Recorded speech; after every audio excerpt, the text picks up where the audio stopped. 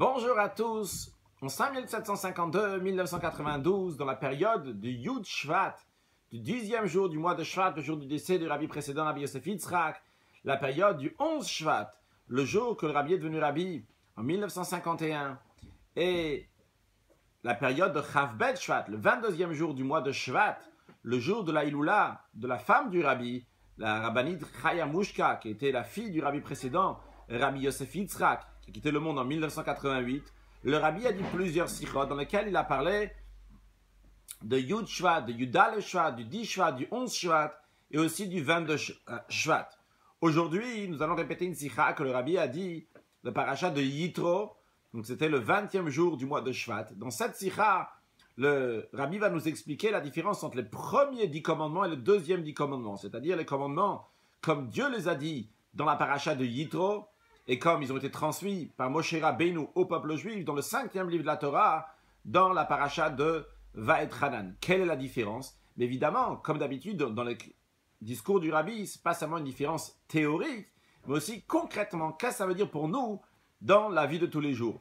Le rabbi expliquera, encore une fois, beaucoup de détails dans la notion de dira betartonim, d'une demeure à Dieu ici-bas, et beaucoup de détails dans ce qui concerne le Etzem, que l'essence de Dieu va se dévoiler dans ce monde, et le lien avec Yud Shvat, et le lien avec Chavbet Shvat.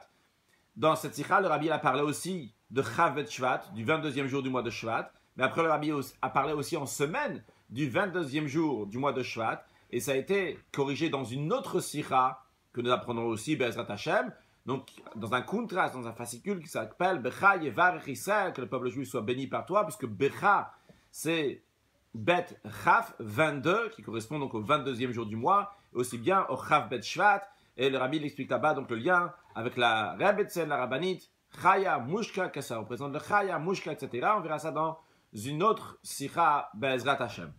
Donc, commençons la sikha du rabbi, Seif Aleph.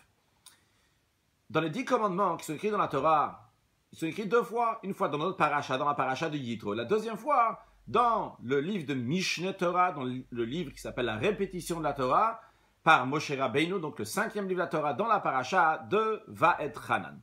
Le rabbi dit, il faut comprendre que la particularité, donc le sens des 2 fois que la Torah il répète les 10 commandements. Les 10 commandements, c'est quelque chose d'essentiel, une base dans toute la Torah, et d'ailleurs ça englobe toute la Torah, comme Rabbi Sadia Gaon l'apprend, donc dans les 10 commandements, dans ces 10 paroles-là, comment on retrouve tous les 613 commandements qui se retrouvent dans les 10 commandements. De même, on sait que lorsqu'on compte les lettres des 10 commandements, depuis Anochi Hashem Elokecha, je suis l'Éternel ton Dieu, jusqu'à Vechol Hashem, jusqu'au dernier mot des 10 commandements, on trouve 620 lettres. 620 lettres, ça correspond aux 613 commandements que la Torah nous donne, et les 7 commandements que les rabbins et les sages ont donnés.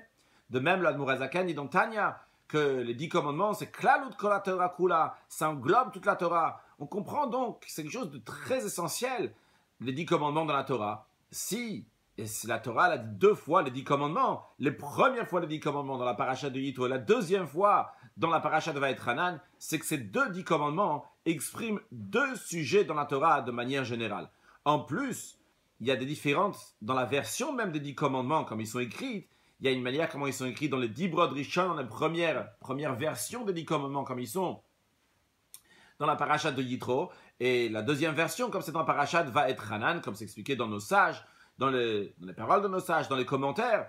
Et tous ces petits détails-là qu'il y a, qui sont différents, c'est uniquement des détails, évidemment, de manière générale, on parle de la même chose, juste pour donner un exemple, en ce qui concerne le Shabbat. Il y a écrit dans les premiers commandements Zachor et Yom HaShabbat, souviens-toi du jour du Shabbat. Dans le deuxième commandement, il y a écrit Shamor et Yom HaShabbat, garde le jour du Shabbat. Donc il y a le positif du Shabbat, il y a le négatif du Shabbat. On parle toujours de la même chose. Encore d'autres détails. Le rabbi dit, c'est mistaber, c'est logique de dire que tous ces détails-là qui sont différents entre le premier 10 commandements et le deuxième, en vérité, découlent des différences générales qu'il y a entre le premier 10 commandements et le deuxième 10 commandements, comme nous allons l'expliquer. Une différence générale essentiel entre le premier 10 commandements et le deuxième 10 commandements, même dans le sens simple des choses. Ce que le premier 10 commandements dans la paracha de Yitro, c'est que Dieu, lui, Dieu les a dit. dans Matan Torah, comme il y a écrit, Vaidaber Elohim et kol advarim ha'el el lemor. Avant des 10 commandements, il y a écrit que Dieu a parlé toutes ces paroles-là pour transmettre, pour dire. Puis après, les deuxièmes 10 commandements qui sont dans la paracha de Vaetchanan, ça fait partie des paroles de Moshe Rabbeinu, comme Moshe, il a répété. C'est la 40e année, au bout de 40 ans dans le désert, et c'est dans le livre de Mishneh Torah, et comme il y a écrit au début de ce livre-là, Elead Varim Asher Diber Moshe, ce sont les paroles que Moshe a dit. Donc c'était le Rosh Chodesh Shvat, Moshe Rabbeinu jusqu'au jour de sa mort, donc le 7e jour du mois de Hadar, il a parlé au peuple juif, donc ce livre-là de Dvarim, c'est Moshe Rabbeinu qui a dit, ce livre-là, Mishneh Torah, et entre autres aussi ces paroles-là, donc les 10 commandements, c'est comme Moshe les a dit. Donc en 2 mots, les premiers 10 commandements, c'est comme Dieu les a dit. Les deuxièmes 10 commandements, c'est comme Moshe Rabbeinu les a dit. Maintenant, les 2 fois les 10 commandements font partie d'une Torah qui est éternelle. Font partie d'une Torah qui est le langage de Hora'a, qui est un enseignement. On comprend donc que les 2 manières, comme on a dit, commandements ont été dits, ou bien la parole de Dieu lui-même, ou bien les 10 commandements quand ils passent à travers Moshe Rabbeinu, ces 10 commandements existent dans tous les sujets de la Torah et dans le travail des Béné Israël du peuple juif, aussi bien dans l'étude de la Torah et aussi bien dans l'accomplissement des mitzvot, des commandements de Dieu en général. Et quand est-ce Kol Azmanim, dans toutes les époques, il y a toujours ces 2 notions, ces 2 manières des 10 commandements, ceux qui viennent de Dieu, ceux qui viennent de Moshe Rabbeinu.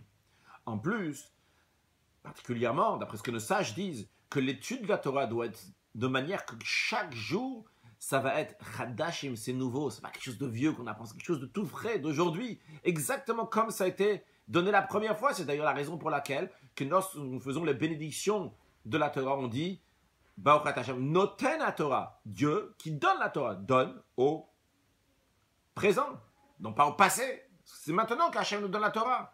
Et à tel point, nos sages disent, de la même manière, les Halan, là-bas, au mont Sinaï, lorsqu'on a reçu la Torah, c'était c'était avec peur, avec crainte, avec frayeur et tremblement. De la même manière, Afkan, ici aussi, maintenant aussi, lorsque nous sommes en train d'étudier la Torah, ça doit être avec peur et crainte, frayeur et tremblement. Donc on comprend donc que ces 2 manières, qu'il s'agit de toute la Torah, il faut la revivre tous les jours. Donc ces 2 manières-là de dire les 10 commandements, il doit être tous les jours dans le travail de l'homme. Alors le Rabbi demande, ok, on a compris que ça doit être dans le travail de l'homme tous les jours. Mais le Rabbi demande, qu'est-ce que se rajoute par les dernières 10 commandements, la 2e fois que Moshe Rabbeinu a dit, par rapport à ce que les Juifs ont entendu de Dieu lui-même, qu'est-ce que les 10 commandements de Moshe Rabbeinu vont nous rajouter? L'explication est la suivante. Dans la Torah, il y a 2 niveaux de Torah. Qu'est-ce que ça veut dire 2 niveaux de Torah? Premier niveau, c'est la Torah elle-même. Comme le sage dit, c'est quelque chose que Dieu il aime, qui est caché, un trésor, qui est l'art pour Dieu. Cette Torah qui est déjà Kodem Shenivra Olam, mais avant même que le monde y ait été créé, que Dieu il aimait cette Torah. C'est la Torah comme elle est liée avec Dieu. La Torah comme elle est la sagesse de Dieu, la Torah comme elle est la volonté de Dieu, à tel point que la Torah est une seule chose avec l'essence de Dieu. Dans l'expression que Murazzakan ramène dans le Tanya du Zohar, que la Torah et Dieu sont une seule chose. Donc ça c'est la dimension, la première dimension de la Torah, qui représente la Torah comme elle est liée avec Dieu, comme c'est rattaché avec Dieu. Qu'est-ce qui est souligné ici? C'est Dieu qui est souligné ici, non pas l'être humain, non pas la matière, non pas ce monde-là matériel. Deuxième dimension de la Torah, comme la Murazzakan explique dans Tanya, il y a écrit qu'après la Torah, Nasa Veyarda, la Torah elle a voyagé entre guillemets, elle est descendue dans différents niveaux de manière qu'elle se voile de plus en plus d'un niveau à l'autre, dans ce qu'on appelle l'enchaînement des mondes, comme une chaîne qui a plusieurs maillons, et ça passe d'un niveau à l'autre, etc. Donc la Torah, elle passe d'un niveau encore dans un monde, jusqu'à que finalement la Torah s'habille dans des choses matérielles, dans des sujets de ce monde-là, etc. Toujours dans le même esprit, dans cette deuxième manière de Torah, au moment du don de la Torah, elle était donnée à qui? Au peuple juif, comme ils sont ici-bas. À tel point que, depuis le don de la Torah lo b'shamayim, la Torah n'est pas dans le ciel. Et comme dans la note que le rabbi ramène dans la note 25, on raconte là-bas dans la Gemara, qu'un certain rabbi a voulu montrer que la loi, elle est comme lui, et il a dit qu'une voix céleste vienne et prouve que la loi est comme moi. Et il y a eu la voix céleste qui est venue, qui a dit que la loi, elle est comme lui. Et pourtant, les sages ont dit, on ne fait pas attention à la voix céleste, parce que la Torah, la Torah n'est pas dans le ciel. La Torah, elle a été donnée au peuple juif. Donc, peuple juif, comme ils sont ici bas, une âme dans un corps, et eux, ils vont étudier la Torah, et eux vont trancher la loi, les questions à la comme eux le comprennent, comme eux le comprennent, dans le cerveau de l'être humain. Donc ce qui est souligné ici, c'est l'être humain, c'est la Torah qui descend dans les choses matérielles, dans le cerveau de l'être humain. Et après, on va se servir de la Torah mitzvot pour changer ce monde matériel et de lui en faire une demeure à Kadosh Baruch Hu. Ça, c'est le deuxième point. J'ai l'impression, dans le deuxième point, le rabbi dit trois choses, trois détails, mais qui sont tous donc, dans les mêmes rails. Premièrement, que la Torah est descendue dans les choses matérielles. Deuxièmement, que ça vient dans le cerveau de l'être humain. Et troisièmement, qu'à travers ça, l'être humain va faire de ce monde-là une demeure à Kadosh Baruch Hu. Mais le point de toutes ces choses-là, c'est quoi? C'est de faire une demeure à Dieu ici-bas. Donc la Torah, comme elle est liée avec le bas, avec ce monde qui est matériel. Donc nous avons deux dimensions dans la Torah elle-même. La Torah comme elle est liée avec Dieu, et la Torah comme elle est liée avec les êtres humains. De ces deux manières qu'il y a dans la Torah, de ces deux niveaux qu'il y a dans la Torah, deux dimensions qu'il y a dans la Torah, de cela découlent aussi deux sujets qu'il doit y avoir dans l'étude de la Torah du juif, deux approches et deux choses importantes que le juif doit avoir dans son étude de la Torah, qui découlent de ces deux dimensions, de ces deux niveaux qu'il y a dans la Torah. Qu'est-ce que ça veut dire? Dans l'étude de la Torah du juif, il y a une première chose. Le fait que le juif va savoir, la conscience que la Torah c'est la sagesse de Dieu, c'est la volonté de Dieu. La Torah est tout à fait au-delà de tout ce qu'il y a dans le monde, ce qui inclut même le cerveau de l'être humain. La Torah exprime le sentiment de soumission de la personne qui étudie la Torah. Avant l'étude de la Torah, on fait les bénédictions de la Torah pour se rappeler que ce n'est pas juste quelque chose d'intellectuel, mais c'est la parole de Dieu qui est ici. On dit Baruch Ata Hashem, Natan lanu Torato, béni sois-tu l'Éternel, etc. Tu nous as donné ta Torah. À tel point, même dans un moment, même quelqu'un, il lit la Torah écrite, il ne comprend pas, même s'il ne comprend pas la Torah écrite, eh bien, il faut aussi les bénédictions de la Torah. Ici, c'est les mots, c'est Dieu, c'est du divin. Encore plus que ça. La soumission, l'annulation, le bitoul de la personne doit être à tel point qu'il ne se ressent même pas qu'il y a moi qui est en train d'étudier la Torah. Je suis uniquement ici pour exprimer la parole de Dieu qui est dans la Torah. Comme le roi David dit dans les psaumes, Tan leshon imratecha, que ma langue, ma bouche, répond ta parole, répète ta parole. La Torah que tu m'as donnée, c'est ça, imratecha, c'est ta parole. Moi, ma langue, elle est juste en train de répondre ici, comme quelqu'un il a dit, moi, je suis juste en train de répéter. C'est-à-dire, en plus du fait qu'il y a écrit que tout celui qui étudie du Chumash, tout celui qui étudie la Mishnah, qui étudie un sujet de Torah, Dieu répète après lui, qu'on est en train d'étudier maintenant, Dieu répète ce sujet-là. Donc en d'autres mots, que notre lecture, notre étude, elle fait que, on peut s'exprimer d'une telle manière, que Dieu va aussi lire, Dieu va aussi étudier. Mais en plus de ça, en plus de ce point que nous faisons que Dieu va étudier par notre étude, mais en plus de ça, la parole de l'être humain, elle-même, c'est la parole de Dieu, la parole de la personne qui est en train d'étudier la Torah. Et comme dans l'esprit de ce qu'on dit, Dieu ouvre mes lèvres et que ma bouche va dire tes louanges. C'est Dieu qui m'ouvre la bouche. Même ma bouche, après, automatiquement, elle va répéter, elle va dire des choses. Ou de l'expression du verset, c'est tes paroles que tu as mis dans ma bouche. Dans l'esprit de ce qui est dit aussi, ça parle à propos de Moshe Rabbeinu, mais c'est dans le même esprit aussi concernant chez un juif, que la parole de Dieu, la présence divine, c'est Dieu qui parle de la gorge, de la bouche de la personne. Ça, c'est la soumission de la personne. Il n'y a pas lui ici, il n'est pas en train de ressentir, il y a moi qui est en train de me soumettre à Dieu. Non, je suis juste un moyen à travers lequel la parole de Dieu, elle passe. Et d'ailleurs, c'est la raison pour laquelle que nos sages disent, qu'on a mentionné tout à l'heure, la même manière qu'au don de la Torah, comment on a reçu la Torah, c'était avec peur, avec crainte, avec frayeur et tremblement. De la même manière aussi, maintenant, lorsqu'on étudie. A priori, on pourrait demander, mais un instant, comment on peut comparer les deux situations? Au moment du don de la Torah, le mont Sinaï, il y avait tout le monde qui voyait le tonnerre. Oui, il y a écrit qui voyait le tonnerre. Donc, c'était un moment particulier. Dieu a parlé face à face avec le peuple juif. Par contre, quand on étudie la Torah d'après, quand on étudie la Torah seule, maintenant, comment on peut comparer ça avec ce moment-là et qu'on va l'apprendre avec une crainte et frayeur, tremblement, peur? La raison, elle est parce qu'aussi aujourd'hui, lorsqu'on est en train d'étudier la Torah, à n'importe quel moment, ça c'est la parole de Dieu qui a été donnée à Moshe Rabbeinu au Har Sinaï. C'est le Vaidaber Elohim, ce Elohim là, le Dieu qui est en train de dire ces paroles-là. Et par cela, lorsque quelqu'un il réalise ça, eh bien par cela, il a cette crainte comme si qu'il a reçu aujourd'hui au Har Sinaï, au mont Sinaï. Donc, en tous les cas, ça, c'est le premier point, la première approche du don de la Torah qu'il y a chez le juif. Le bitul, la soumission à Dieu. Ici, ce n'est pas quelque chose d'intellectuel. Ici, c'est la parole de Dieu. Et ce qui est souligné ici dans mon étude à moi, c'est une parole de Dieu. C'est quelque chose de saint, c'est quelque chose qui est haut, quelque chose qui me dépasse. Mais il y a un deuxième point dans l'étude de la Torah qui correspond à la deuxième dimension de la Torah, qui a été donnée ici-bas. Et donc, comment ça s'exprime dans mon étude?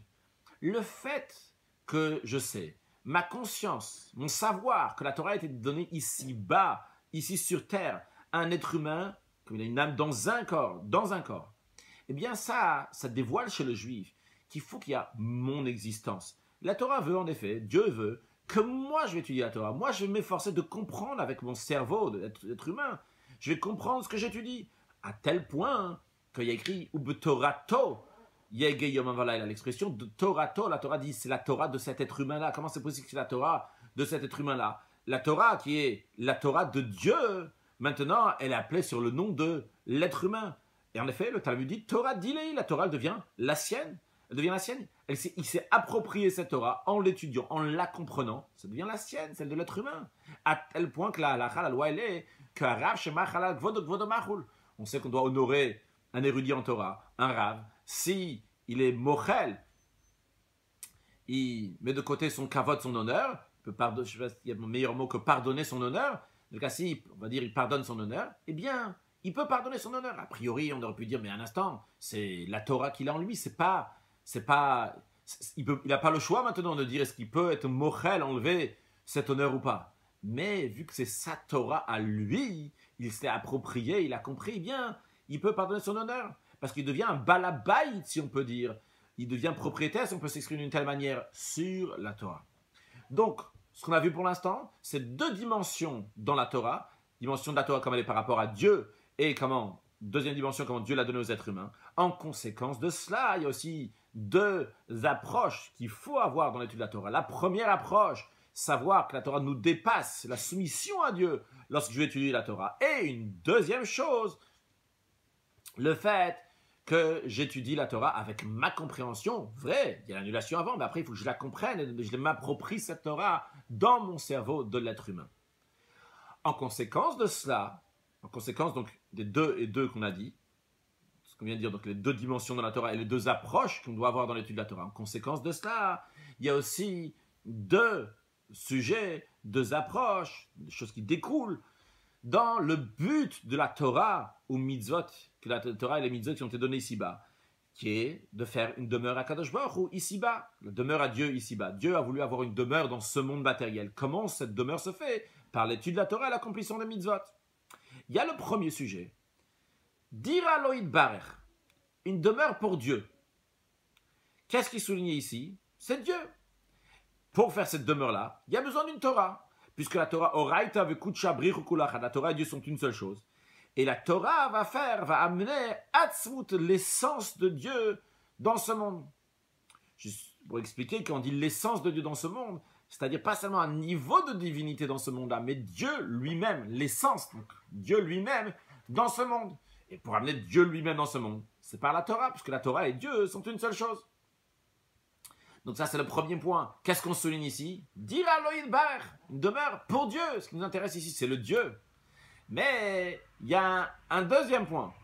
Deuxième point, c'est le Tartonim. Ici-bas, ce monde matériel. Où est-ce que Dieu il va avoir une demeure?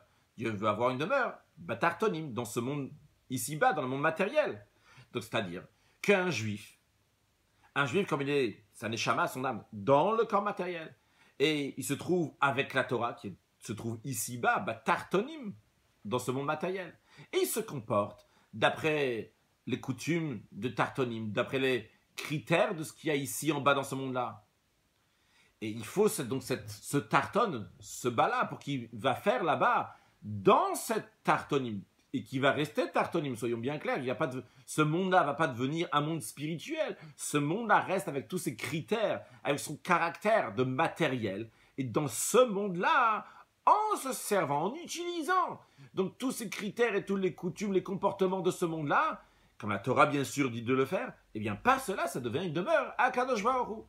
Donc il faut une demeure pour Akadosh Baruch Hu. Il faut qu'il y ait un tarton, il y a quelque chose de bas pour Akadosh Baruch Hu. Donc on a les deux dimensions. La première dimension, c'est dire Aloï bas, c'est Dieu. D'un autre côté, il faut tarton, il faut que ça soit ici-bas. Et comme le Rabbi continue à expliquer donc le deuxième point qu'on est en train de dire, le tartonim, le Rabbi dit comme dans le sens simple d'une dira, le sens simple d'une demeure. Pour faire une demeure dans un certain endroit et avec certaines choses, avec des critères qui sont bien précis, bien pour cela il faut Azat le karta halar beni Moussa. Va dans la ville, comporte-toi comme les comportements de la ville. Donc il faut la première des choses, il faut déjà aller dans la ville, il faut aller dans cet endroit-là. Il faut aller dans le tartonim, il faut aller dans ce monde matériel. Et encore plus que ça, il faut aller dans les coutumes de cet endroit. C'est-à-dire il faut aller s'installer là-bas dans cet endroit. Et encore plus que ça, quand on te dit halar beni Moussa, c'est aller dans ses coutumes, c'est-à-dire de se comporter en fonction de la mentalité qui est là-bas, le comportement de cet endroit-là, qu'à ce moment-là uniquement, il va vraiment s'installer dans l'endroit. Ce n'est pas un extraterrestre qui vient d'ailleurs, mais pour que ça devienne sa demeure, qu'il est là-bas, en se comportant comme il y a toutes les choses de l'endroit. Que là-bas, il va faire sa demeure, il va l'élargir, la faire belle, etc. Par contre, s'il se trouve ailleurs, ou même s'il se trouve dans cet endroit-là, mais comme c'est qu'il n'était pas là, il n'est pas dans Halar Benimous, il n'est pas dans les coutumes, dans la mentalité des gens qui sont sur place, eh bien, il ne peut pas faire une demeure dans cet endroit-là. Il est hors de cette demeure, il n'est pas dans cet endroit-là. Il faut qu'il s'investisse, il faut s'habiller dans cet endroit-là pour qu'il puisse faire une demeure dans cet endroit. Alors, de la même manière que ça, c'est dans le sens tout simple des choses. Quand je dis dans le sens tout simple des choses, quelqu'un qui arrive dans une certaine ville, en shlichut du rabbi, par exemple, en mission du rabbi, il doit avoir la mentalité des gens, quel est le style de ces gens-là pour pouvoir leur parler et pour pouvoir être avec eux dans leur contexte et avec ça influencer donc Torah Mitzvot. Et comme ça, partout où un juif il va quelque part, en fonction donc des comportements qu'il y a là-bas, des politesses entre guillemets qu'il y a là-bas, évidemment quand ça ne contredit pas la Torah, il va se comporter comme il faut. Par cela, il fait une dira, il fait une demeure, il s'habite dans cet endroit-là, dans le contexte, comme il se le faut. Alors, de la même manière que c'est en ce qui concerne donc une dira, pour faire une demeure, il faut s'installer là-bas. De la même manière en ce qui concerne, donc, quand on parle d'Akadosh Baruch ou dans le concept, dans le Nimshal, pour faire une dira betartonim, pour faire une demeure à Dieu ici-bas, un juif ne peut pas rester une âme là-haut. Dieu, il aurait pu faire, on reste une âme spirituelle. Non, Dieu, il ne veut pas ça, parce que par cela, on ne peut pas faire une demeure à Dieu ici-bas. On doit descendre, avec la Torah évidemment, dans la situation de Tartonim, ici-bas, et se comporter là-bas d'après les coutumes, d'après les choses de l'endroit, Tartonim, comme la Torah nous le dit. Et ces coutumes et ces manières, les utiliser pour en faire une dire à l'oïdbar, pour faire une demeure à Dieu ici-bas. Donc le rabbi nous a rajouté encore, à la suite donc des deux dimensions qu'il y a dans la Torah, à la suite des deux approches que nous avons lorsqu'on étudie la Torah, encore, le rabbi a rajouté encore deux manières, donc en conséquence de cela, puisque tout commence par la Torah, en conséquence de cela aussi, deux points dans la demeure qu'on fait à Dieu ici-bas. Il y a la notion, c'est pour Dieu, et il y a la notion d'une demeure. Et donc, c'est deux points qui existent. On va voir dans la suite après le lien entre les deux. Mais pour l'instant, il y en a deux. Basé sur cela, le rabbi commence à nous développer d'où on a la force pour ces deux sujets-là, ce qu'on a mentionné dans la Torah, dans la demeure à Dieu ici-bas.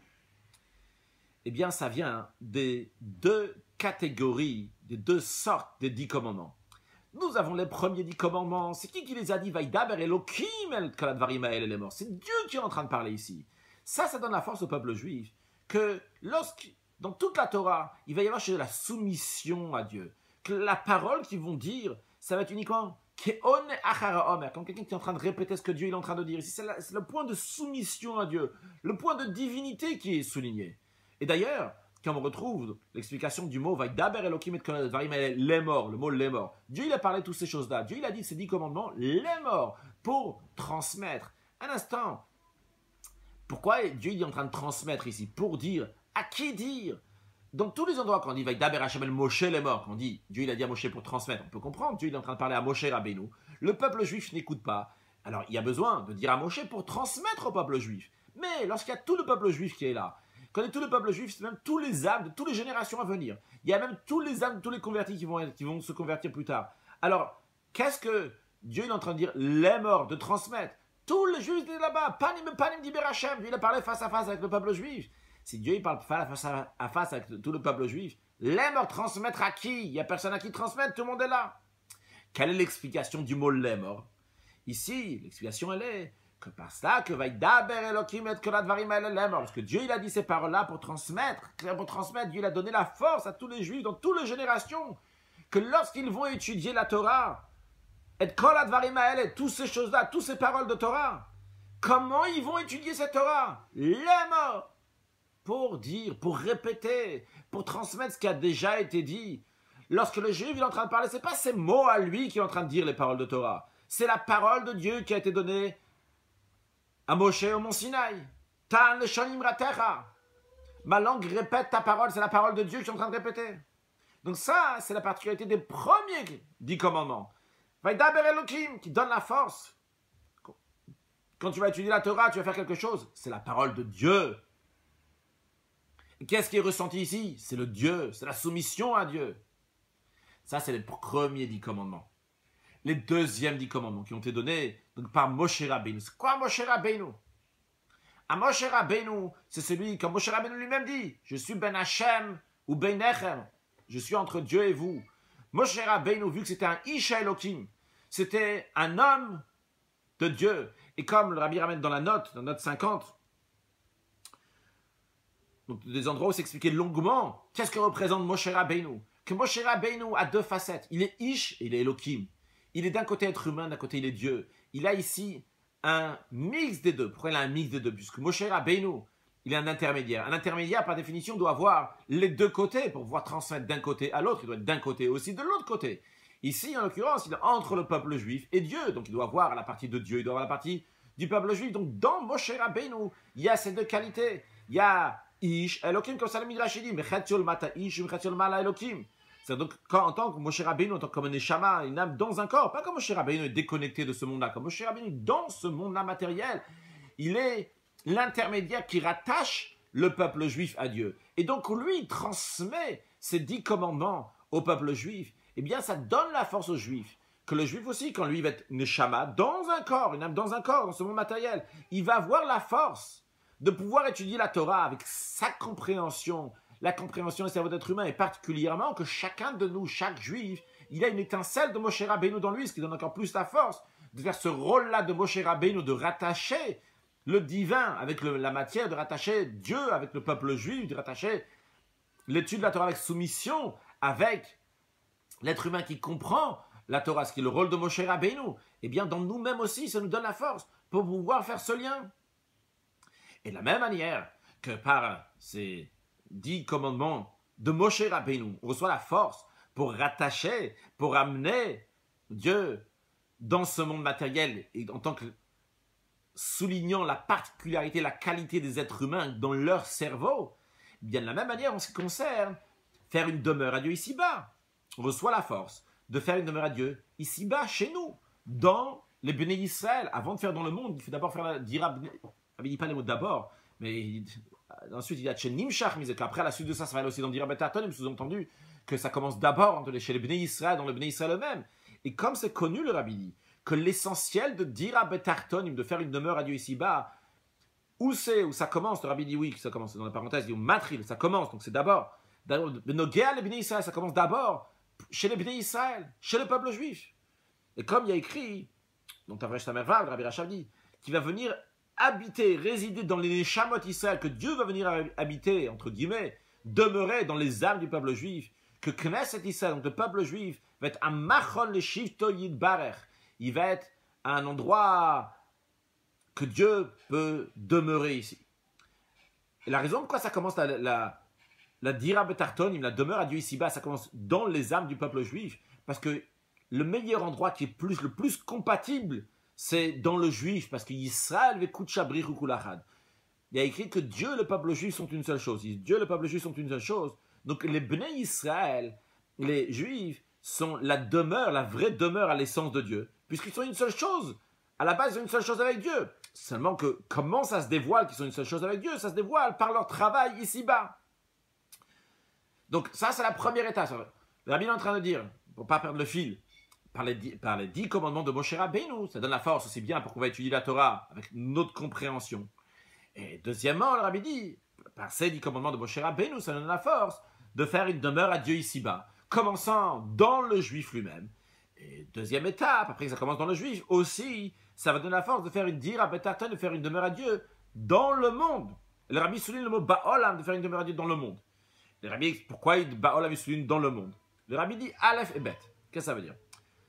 Le Vaïdaber Elohim, Kol Varim Lemor, lorsqu'on dit que Dieu il a dit toutes ces paroles-là, donc les premiers 10 commandements, on donne la force pourquoi? Pour le premier point de dire à Betartoni. Qu'est-ce que ça veut dire pour le premier point? Pour dire à Loïlber, pour une demeure à lui. L'Olatzmuto pour Dieu. Ça souligne, oui, on parle bien d'une demeure, mais qu'est-ce qui est souligné ici? C'est pas le Tartonim, c'est pas le monde, c'est pas le bas. Ce qui est souligné ici, c'est qu'on est en train de faire ici quelque chose pour Dieu.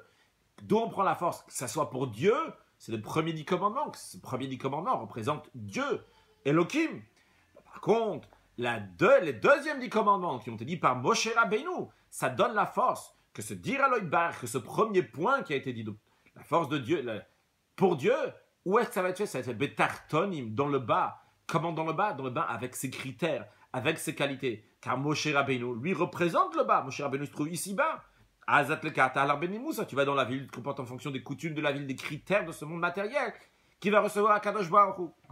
Donc ce que le Rabbi nous a rajouté ici, c'est nous expliquer comment, en conséquence, grâce à les 10 commandements, on a la force aussi bien pour étudier la Torah, pas seulement avec Bitoul, avec la soumission, le premier 10 commandements, mais aussi avec la compréhension d'un être humain qui représente le deuxième 10 commandements par un être humain, Moshe Rabbeinu, qui est bien sûr rattaché au divin, qui est rattaché au premier 10 commandements, mais qui est quand même un être humain. Et ça nous donne aussi la force pour faire une demeure à Dieu ici-bas, car dans la demeure à Dieu ici-bas, nous avons les deux parties. Nous avons la partie que c'est l'Oïd Barer, c'est fait pour Dieu. Ça que c'est fait pour Dieu, ça correspond au premier 10 commandements. Vaïdaber Elohim, quand Dieu il est en train de parler. Par contre, le deuxième 10 commandements nous donne la force pour que ça soit fait Betartonim, que ça soit fait dans le bas, dans ce monde matériel. Dans ces Vav, c'est Vav, c'est Zayn, c'est Fret. Le Rabbi va développer ce sujet-là. Je ne vais pas dire à chaque fois que je l'explique comme je le comprends, mais c'est le cas en tous les cas, je l'explique comme je le comprends. Et je rajouterai encore une petite introduction pour aider, pas une introduction vraiment, un exemple pour aider d'une autre sikha du Rabbi. Ça, je le dirai quand ça sera un exemple d'une autre sikha du Rabbi. Le Rabbi, il explique pourquoi il y a besoin des 2 commandements, des 2 fois les 10 commandements, les premières et les dernières.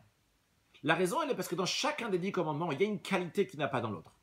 Voyons la qualité des 10 commandements la première fois. Quand c'est Vaïdaber Elohim, quand c'est Dieu qui est en train de dire, ici on est en train d'amener les 10 commandements de Atzmuto Maruto Idbar, de l'essence de Dieu, sans aucun intermédiaire. C'est ça ce dévoilement, c'est un dévoilement des 10 commandements de Dieu lui-même.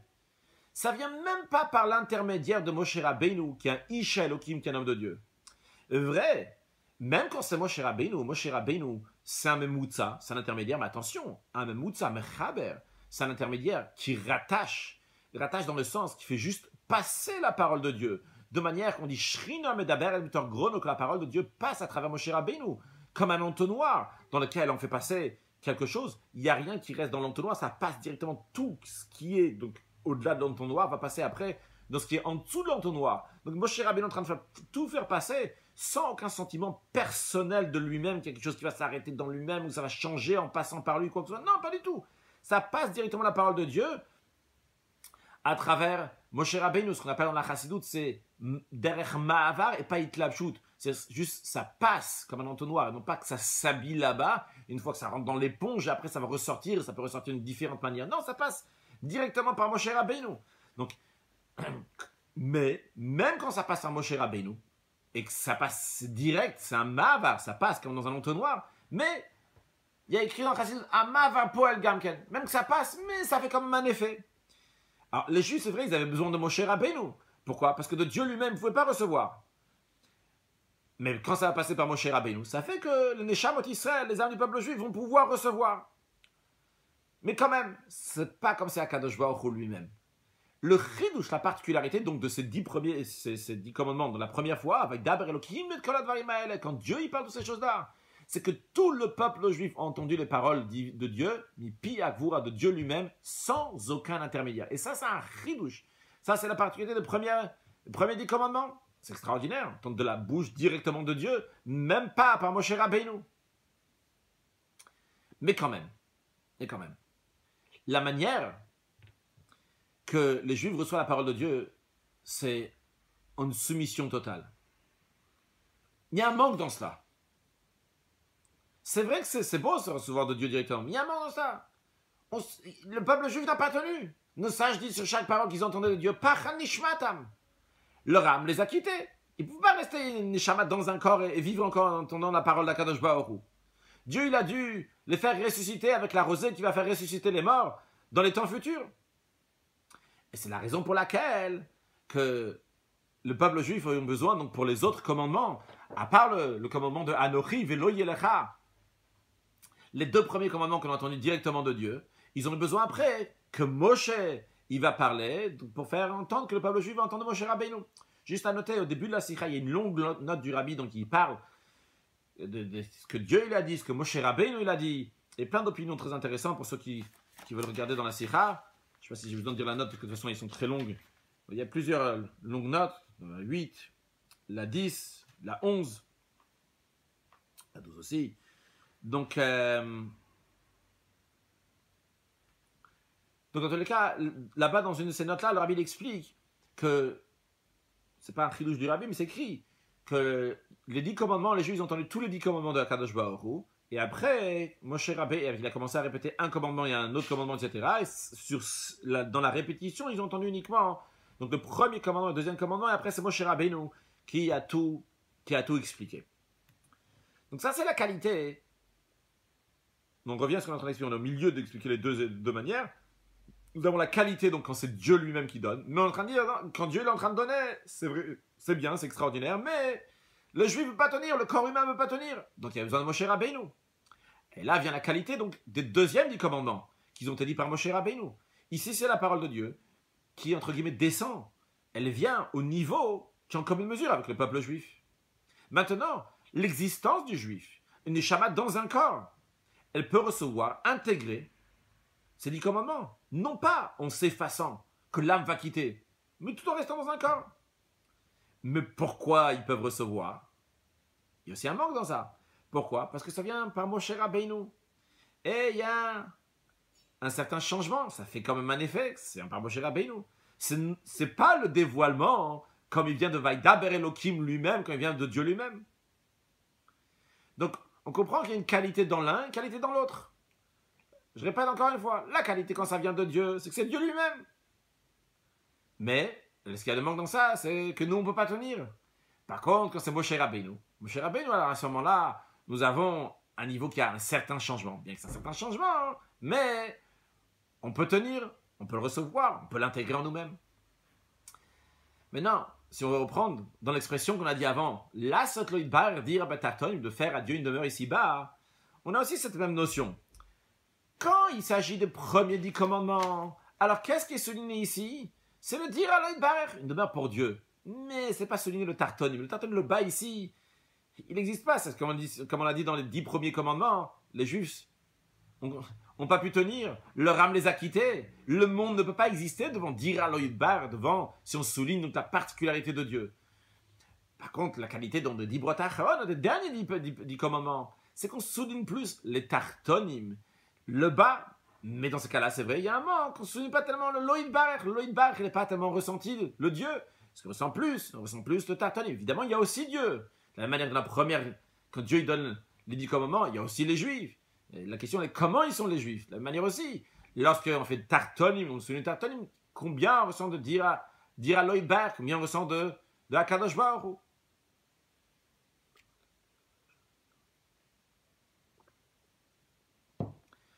Le Rabbi rentre maintenant, en plus de manière plus détaillée. Le Rabbi va couper le cheveu en deux. On a parlé, jusqu'à présent, quand on parlait de dire Alo Yitbarer Betartonim, on a parlé qu'il y a deux dimensions. La première dimension, que dire Alo Yitbarer, une demeure à Dieu. La deuxième dimension, Batartonim, ça soit fait ici-bas. En notre mot, la première dimension qui représente, qui souligne le divin, le Dieu, et la deuxième dimension qui représente le Tartonim, ce qui est ici-bas. Maintenant, le Rabbi va prendre la première notion, le dire Alo Yitbarer, et dans le dire Alo Yitbarer même, donc la dimension de Dieu, le Rabbi va expliquer que dans ça même, il y a aussi une différence entre le bas et le haut. Le Rabbi va commencer donc par parler d'abord du bas et après du haut. Donc, et c'est lié donc avec les deuxièmes 10 commandements et les premiers 10 commandements. Alors, le Rabbi dit, de manière plus détaillée, il faut dire que dans Dir Alo Yitbarer, il y a deux manières, il y a deux niveaux. Il y a un niveau comme il se fait par Moshe Rabbeinu, par les derniers 10 commandements. Et un niveau comme il se fait par le Vaidaber Elohim, par les 10 commandements de la première fois. Comment cela? Le Rabbi explique, la première des choses qui se fait par les 10 commandements de Moshe Rabbeinu. On ne va pas s'embrouiller parce que jusqu'à présent dans la Sikha, le Rabbi à chaque fois il a parlé du premier 10 commandements et après le deuxième 10 commandements. De même dans toutes les dimensions, il y avait le divin et après donc le matériel. Ici, là, le Rabbi commence d'abord par les 10 commandements de Moshe Rabbeinu et après l'autre pour qu'on puisse comprendre la particularité, donc pour rentrer dans le détail. Le Rabbi explique comme ça, la première dimension, encore une fois, qui est la dimension la plus inférieure. Le Rabbi dit comme ça, même quand on fait une dira lo yitbarer betarton, on fait une demeure à Dieu ici-bas, vrai, c'est une dira, c'est une demeure, mais c'est une demeure qui fait pour lui, pour Dieu. Mais ce n'est pas encore Dieu lui-même, l'habitant lui-même. Ce n'est pas le Vaidaber Elohim lui-même, c'est comme la parole de Dieu passe par Moshe Rabbeinu, dans le dernier commandement. Il y a ici Dieu, il y a Lo Yitbarer, et ce Lo Yitbarer, il va avoir une demeure. Il y a la parole de Dieu, et qui passe par Moshe Rabbeinu. Le Rabbi dit, comme on voit, dans une demeure, quand il y a une demeure vraie, la personne se trouve Bechol Atzmuto, elle se trouve dans toute son essence lorsqu'elle est dans la demeure. Donc, Chassidut s'expliquait cette notion d'une demeure dans laquelle la personne se trouve dans toute son essence, lorsque quelqu'un se trouve chez quelqu'un d'autre, eh bien, il y a certains protocoles minimum au moins à respecter. Par contre, lorsqu'il se trouve chez lui, il se trouve là, Bechol Atzmuto, il n'a pas besoin de s'habiller comme ci ou comme ça. Il est là-bas comme lui, il est dans son essence. On ne parle pas ici de ses vêtements, on parle de lui, comme lui, il est à l'aise à 100%, c'est chez lui, pas chez l'autre, même très proche. Il est chez lui. Donc dans une dira, la personne se trouve chez lui, donc c'est le etzem, l'essence de la personne elle-même qui se trouve dans la demeure. Donc, quand on va parler d'une demeure pour Akadosh Baruch Hu, mais parlons d'un être humain. Bien que c'est lui qui se trouve dans la demeure, mais au final, même s'il est extrêmement à l'aise dans sa demeure, la maison et lui sont deux choses différentes. La maison n'est pas une partie de l'être humain.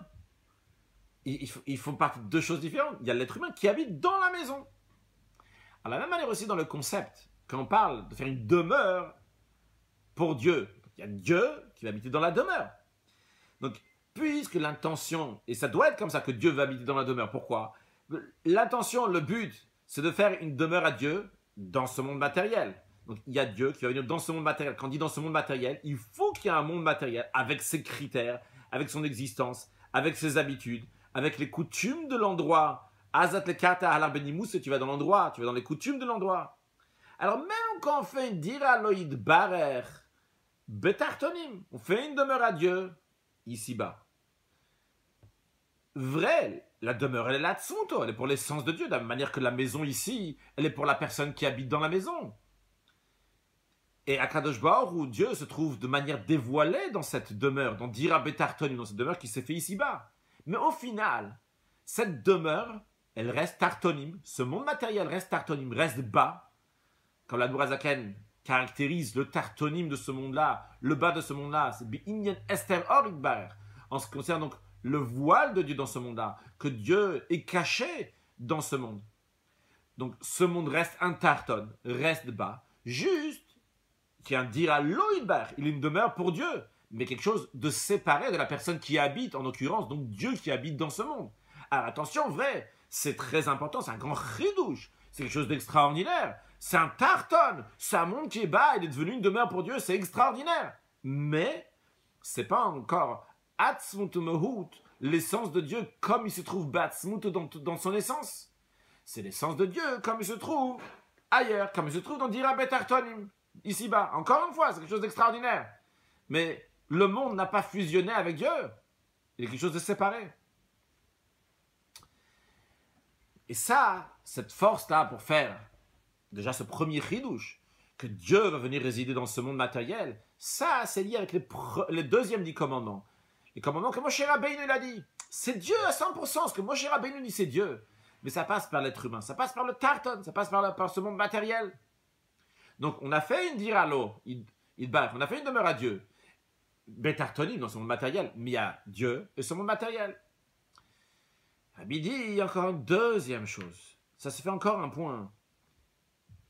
Le diralo idbar, la demeure à Dieu ici-bas, dans lequel l'essence de Dieu, il se trouve de manière dévoilée dans toute son essence. Le Vaidaber Elokim et Koladvarim, dans les 10 broderies de la première parole, il y a encore un point. C'est quoi le point encore? C'est qu'il faut que ce soit l'essence même de Dieu, Dieu lui-même. Le Rabbi l'explique dans Seif Zayin.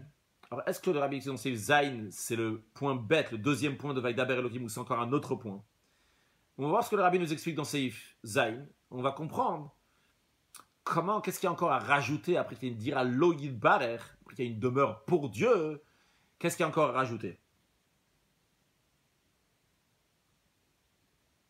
Alors, avant de lire le Seif Zayin, donne un exemple que le Rabbi donne dans une autre sikha. Ça, c'est la sikha de Simchat Torah Tafshin Nun Bet. C'est des idées qu'on retrouve souvent dans les sikhot du Rabbi. Il y a une manière que quelqu'un veut faire quelque chose pour Dieu. J'ai été créé pour servir mon Créateur. Donc il y a moi, il y a mon existence, il y a ma vie de tous les jours. J'existe, j'ai mes envies, j'ai mes plaisirs, et je sers Dieu. Très bien. Mais il y a mieux. Il n'y a pas de Ani Nivret il est j'ai été créé pour servir mon Créateur. Il y a Ani lo Nivret elle a le je n'ai été créé que pour servir mon Créateur. Il n'y a pas ici moi qui est là pour Dieu. Dans le contexte, comme je le comprends, qui a un tartonim, un bas, qui est là pour Dieu. Mais il n'y a que ici un être humain qui est là pour faire passer le message de Dieu. Il n'y a pas ici, moi je veux ci, moi je veux ça. Tout ce que je veux, c'est la volonté d'Akadosh Baruch Hu. Je suis un tuyau pour la volonté d'Akadosh Baruch Hu. Là, c'est pas que Dieu il vient réside dans moi. C'est que Dieu s'exprime à travers moi. Toute mon expression, c'est quoi? C'est l'expression de Dieu, c'est l'expression du divin. Il n'y a pas de moi ici qui est en jeu. Il n'y a que du divin. Là, il n'y a pas Dira Loïdbar, Betat, la demeure. Il y a un bas dans lequel Dieu vient demeurer.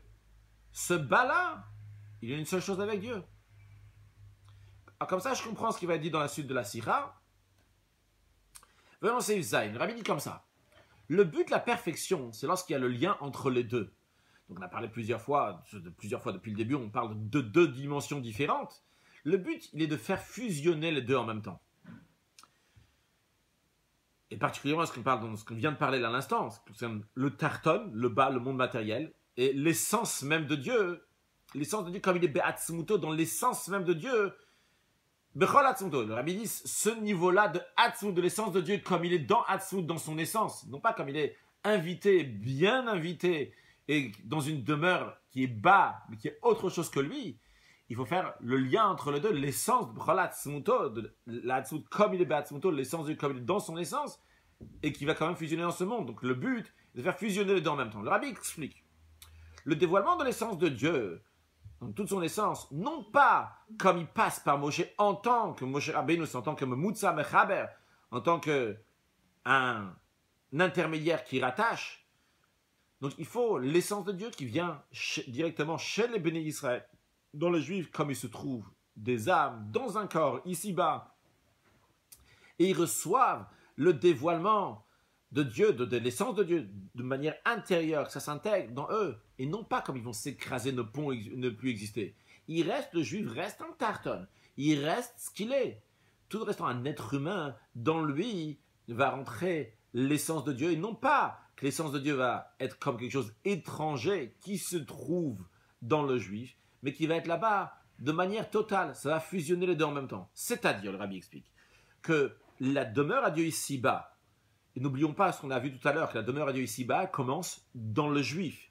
Donc, la demeure à Dieu ici-bas, elle se fait pas par cela qu'elle s'annule, comme c'était au moment du don de la Torah, par exemple, qui restait, le monde n'a pas pu tenir, n'a pas pu supporter. Non, mais ce monde-là devient un tuyau, entre guillemets, au dévoilement de la parole de Dieu. Donc, l'essence de Dieu, l'habitant qu'il y a dans cette demeure, va se dévoiler ici. À travers, par le fait que le juif, il étudie la Torah ici, de quelle manière? Avec une annulation totale, que ma langue fait que répéter ta parole. Il devient un tuyau à travers lequel passe l'essence de Dieu.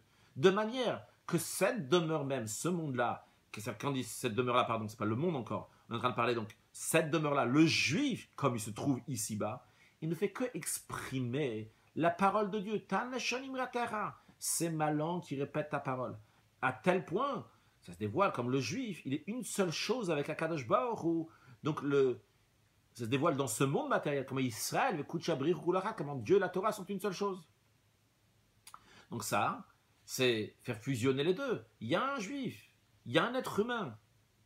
Cet être humain qu'à la base, en tous les cas au moment du don de la Torah, lorsqu'il y a eu le dévoilement de Dieu, il n'a pas pu supporter. Son âme l'a quitté. Mais le juif, tout en étant une âme dans un corps, maintenant il réussit, il fusionne avec la volonté de Dieu. Il fait cette demeure à Dieu ici-bas, que l'essence de Dieu vient, s'imprègne dans lui. Il y a ce dévoilement-là, et non pas le niveau de divinité de Dieu comme il est étranger qui vient dans le juif, mais de manière, le Atzmut Umaut, l'essence de Dieu comme il est Ba'atzmut, comme il est dans son essence, et bien de la même manière, il vient dans le juif même, comme le juif.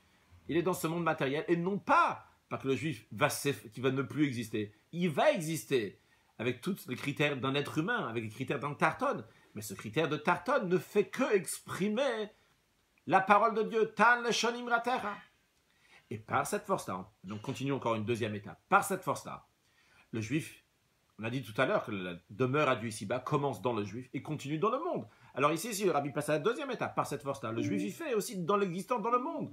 Que le monde, dans Metziut Tarton, le monde comme ils sont, non pas comme le monde, comme il est différent de Dieu, qu'il y a le Dayar, il y a l'habitant, Dieu qui vient habiter, qui est séparé de ce monde-là. Non, mais le monde aussi, toute son existence, c'est quoi? C'est dévoiler la parole de Dieu, jusqu'à dévoiler le Koach HaAtzmut, à force de l'essence de Dieu qui se trouve dans le monde. Car on sait que pour la création de ce monde-là, ce n'est pas un niveau de divinité qui a créé le monde, mais c'est l'essence de Dieu. Comme la Noura dit dans le Tanya, Sholevado, que uniquement lui, donc Atzmut U'Mohut, l'essence de Dieu, Bekocho Vichol Tol Livre Yeshmaïn, il peut créer du néant à l'existence, pour créer du néant à l'existence, il n'y a rien, maintenant il y a quelque chose. C'est uniquement Atzmut, l'essence de Dieu, qui peut faire ça. Tout niveau de divinité ou spirituel, quel que soit son niveau, il ne pourra jamais faire une telle chose. Donc, dévoiler dans ce monde-là, le Atzmut, l'essence d'Akadosh Baruch Hu. Bien. Donc, ce qu'on a expliqué, on est au milieu de Seif Zayin, ce que le Rabbi a expliqué, la perfection, donc, de faire c'est quand on prend aussi bien le Atzmut, l'essence de Dieu, comme il est dans toute son essence, je sais, je répète encore une fois, j'espère en tout cas que ça va être compris, que l'essence de Dieu, comme il est dans son essence purement Atzmut, comme il va venir dans les critères de ce monde, comme le monde existe, de manière que le monde va faire que exprimer la force de Atzmut, Dieu. La raison pourquoi on a besoin des 10 paroles et la première fois et la deuxième fois, bien que la première fois les 10 paroles, comme Dieu les a dit, ils sont bien plus hauts, ils n'ont aucune commune mesure par rapport aux deuxième fois les 10 commandements comme ils ont été dit par Moshe Rabbeinu. Alors pourquoi on a besoin des deux? Parce qu'on avait demandé au début quelle est la particularité des deux. Alors Rabbi dit parce que par les dernières paroles, ceux qui sont dit par Moshe Rabbeinu, eh bien ceux de Moshe Rabbeinu sont quoi? C'est l'Emor, il est en train de répéter la parole d'Akadosh Baruch Hu. Mais il est en train de répéter la parole d'Akadosh Baruch Hu comme un être humain le fait. Donc par cela, ça se fait que même les Bnei Yisraël, le peuple juif, comme il se trouve ici-bas, Afghan, ici aussi, dans ce monde matériel, pas seulement le Halal, pas seulement là-bas au don de la Torah, mais ici-bas aussi, il va pouvoir recevoir, tout en étant avec ses critères d'être humain, comme Moshe Rabbeinu, il va pouvoir recevoir et faire, par son étude de la Torah, le dévoilement de Vaidaber Elohim, la parole de Dieu qui avait là-bas dans la Torah, il va pouvoir la recevoir et la concrétiser. C'est-à-dire que par les deuxième fois 10 commandements, dans le parachat de Vaïtranan, se dévoile la perfection qu'il y a dans le premier 10 commandements de parachat Yitro. Dans la première parole de parachat Yitro, là, Vaidaber Elohim, il y a la parole de Dieu, Dieu il est en train de parler. Mais le lait mort, on ne le voit pas encore, le lait mort. Vrai, Dieu il a donné pour transmettre, mais on ne le voit pas encore. Lorsque ça arrive, le deuxième 10 commandements, là on voit le lait mort, là on voit maintenant qu'on est en train de transmettre, c'est en train de passer dans le monde, c'est en train de rentrer dans l'être humain à travers Moshe Rabbeinu. Et donc, lui, pour tous les, de même dans tous les juifs de la génération, toutes les générations, donc de chaque juif, Tartonim, que l'étude de la Torah de chaque juif, dans tout moment, dans tout endroit, comme on dit Kan ici, de la même manière que c'était la Halan là-bas, ici aussi, ça va être la parole de Dieu qui a été donnée au Mont Sinaï. Et par cela, ça fait que le juif, lorsqu'il va étudier la Torah, eh bien, il va aussi étudier la Torah aujourd'hui aussi, avec cette peur, cette crainte, cette frayeur, ce tremblement, comme c'était au moment du don de la Torah. Comment ça se fait? Ça se fait par les deuxièmes 10 commandements, ceux de Moshe Rabbeinu. Donc on a compris quelles sont les qualités des deuxièmes 10 commandements par rapport aux premiers. Les premiers, en effet, c'est une dimension qui est extrêmement haute. Mais il faut avoir du bas ici pour cette dimension qui est très très haute, va fusionner, va rentrer dans le bas, de manière que le bas va le vivre, va devenir sa vie à lui-même. Bien. Donc, le rabbi a fini de parler maintenant donc, des 10 commandements, de manière générale en tout cas, pour l'explication de ces 10 commandements que chacun rajoute. Et maintenant, le rabbi va continuer dans cet esprit-là. Donc, c'est-à-dire, quand je dis dans cet esprit, donc d'un côté, qui a une dimension qui dépasse le monde, la première dimension, et une dimension qui s'appelle le monde. Le rabbi a continué donc à l'expliquer, et donc par rapport à Yud Shvat, au 10e jour du mois de Shvat, encore à d'autres choses, comme on verra dans la suite. C'est Ifret. Le rabbi dit, d'après ce qu'on a expliqué avant, on peut expliquer aussi le lien avec le moment dans lequel on lit la paracha de Yitro cette année, donc l'année 5752, aussi bien notre année 5779, on lit la paracha de Yitro le 20e jour du mois de Shvat. Le rabbi dit le mois de Shvat, c'est le 11e mois. D'ailleurs, il y a écrit dans le prophète Zechaya, Ashte Asa Chodesh, donc le 11e mois, au Chodesh, c'est le mois de Shvat. Le 20e jour du mois de Shvat, donc le 20e jour du 11e mois, qui est d'ailleurs aussi 10 jours après la Iloula du rabbi précédent, Nessi de Reinu Shev la génération. Aussi, ce Shabbat-là, c'est le Shabbat duquel sont bénis donc, les jours de la semaine à venir, du mois de Shvat. Le rabbi dit pas seulement les jours de la semaine à venir. Il y aura une Shabbat, les Shabbats dans lesquels sont bénis tous les jours à venir dans le mois de Shvat. Ce qui inclut aussi le 22e jour du mois de Shvat. C'est le jour de la Iloula de la fille du rabbi précédent. Comme ça, le rabbi dit, évidemment, donc on sait, c'est, comme on l'a dit tout à l'heure, c'est la Iloula de la femme du rabbi, la rabbinite Hayamusha. Alors, avant de voir ce que le rabbi va nous expliquer en ce qui concerne ce 20e jour du mois de Shvat, et le 11e mois, qui est le mois de Shvat, qui commence à partir de Nissan, etc. Avant ça, juste quelques petites notions. Rappelez quelques petites notions. Il existe des mondes spirituels. Dans chacun de ces mondes spirituels, il y a des sphirotes, des sphères. Il y a 10 sphères dans les mondes spirituels. Cette notion de monde, cette notion de sphère, rentre aussi dans des critères qui s'appellent un Seder Ishtal Shelut, l'ordre d'enchaînement des mondes. Quand on dit enchaînement, on a mentionné aussi tout à l'heure Ishtal Shelut, l'enchaînement. C'est comme une chaîne. Dans une chaîne, il y a plusieurs maillons. Les maillons se rattachent les uns aux autres. De la même manière aussi, il y a des mondes qui en amènent encore à d'autres mondes, des mondes qui amènent encore à d'autres mondes, etc. De même, donc, les sphères, une sphère donc, qui entraîne après celle qui est en dessous, etc. Il y a un cèdre, il y a un ordre, il y a une Ishtal Shelut, un qui amène l'autre, etc. Donc, il y a des mondes, il y a 10 sphères dans les mondes. Au-delà de chaque monde, et au-delà de tous les mondes, il y a Keter. Keter qui veut dire la couronne. La couronne, donc, c'est quelque chose qui est tout à fait au-delà des mondes, et jusqu'à qu'il y a au-delà de tout, il y a Atzmut, l'essence même de Dieu, donc qui est bien sûr au-delà de n'importe quel niveau. C'est pas un niveau, c'est Atzmut, c'est l'essence de Dieu. Bien, ça c'est un point. Dans le même esprit que ce un point, ou si vous voulez même 2 points, parce qu'on a parlé de Seder Ishtal Shelut, de l'enchaînement du monde, et Keter, la couronne, donc la couronne qui entoure, c'est comme une couronne matériellement qui entoure donc la tête de la personne, qui est au-delà de la tête de la personne, de la manière aussi ce Keter, cette couronne, est au-delà donc des mondes, au-delà des 10 sphères. N'en parlons pas de Hatzon, de l'essence de Dieu, évidemment, qui est complètement donc, séparé de tout ça, donc ce qu'on appelle Seder Ishtal, au-delà de Seder Ishtal Shilut. Donc, ça c'est un point. Alors, dans le même esprit, encore un autre point, mais qui est exactement la même chose sous d'autres mots. Il y a ce qu'on appelle Kochot Makifim et Kochot Pnimim. Des forces qui entourent et des forces qui sont intérieures.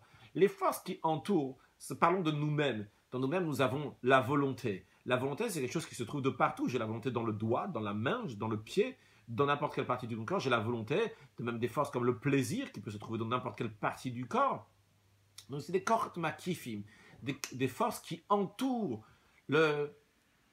qui entourent, entre guillemets, donc qui se trouvent partout dans le corps. Puis, on a des Kochot Pnimim, des forces intérieures. Nos forces intérieures s'expriment aussi par 10. Puisque de la même manière qu'il y a 10 sphères là-haut, de Stas, découle que dans nous-mêmes aussi, on va avoir 10 forces. On a les 3 facultés intellectuelles, Chochma Bina Dat, puis dans l'intérieur de nous, on a les 7 sentiments, Chesed, Gvura, Tiferet, Netzachot, Yisod, Malchut, etc. C'est pas important les détails, on va pas en parler dans la suite. Mais je suis juste dire pour la notion de Korot Makifim et Korot Pnimim, donc les forces qui entourent et les forces qui sont intérieures. Encore un point, donc un troisième point, mais toujours à chaque fois dans le même rail, le même esprit. Nous avons le chiffre 11 et le chiffre 10. Dans les sichot de cette période-là, donc la paracha de Bo, Beshalach, Yitro, le sicha de Chavbet Shvat, le rabbi parle beaucoup, donc à l'occasion de Yud et Yudalef Shvat, Yud Shvat, comme on a dit le jour de décès du rabbi précédent, Rabbi Yosef Yitzhak, et le Yudalef Shvat, le 11e jour du mois de Shvat, le jour que le rabbi est devenu rabbi, le rabbi parle énormément dans ces sichot-là du 10 et du 11. De manière générale, déjà le mois de Shvat, et pas oublier que le mois de Shvat aussi c'est le 11, on verra dans la suite. Donc, la différence entre le 10 et le 11, c'est la même différence que de ce que nous avons dit avant. Il y a les 10, donc ça représente la nature, le normal, les critères, donc comme le monde comme il est. Et il y a le 11 qui représente donc le surnaturel. Quand on dit le 11 représente le surnaturel, c'est le 1 qui est au-delà des 10. Alors maintenant, basé sur cette petite introduction, voyons ce que le rabbi dit dans la Sikha, on pourra dire les mots de manière plus facile. Le rabbi nous explique. Le 11e mois, donc le mois de Shvat, il est lié avec le dévoilement Achad Asayom Bechorev. Il y a un midrash, on a discuté dans la paracha de Beshalach, puisque le rabbi dans la paracha de Beshalach, Tafshin Nunbet, 5752, a expliqué longuement ce sujet-là. Donc, 11e jour depuis Chorev, depuis le Har Sinai. Un instant, s'il vous plaît.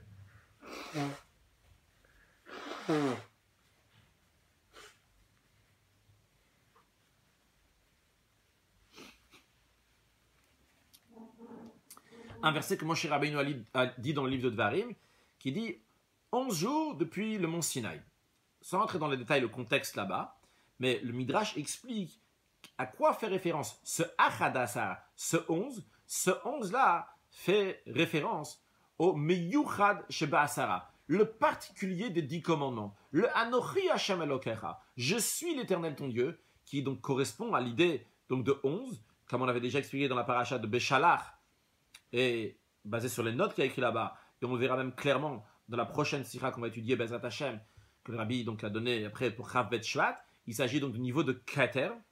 Ensuite aussi, le rabbi en parle. Là-bas, il en parle de manière plus détaillée, donc cette différence. Donc il s'agit du niveau de Keter, de la couronne. Dans la couronne, qui dépasse les mondes, il y a 2 facettes. Il y a la facette donc, qui est haute et celle qui est basse, entre guillemets évidemment.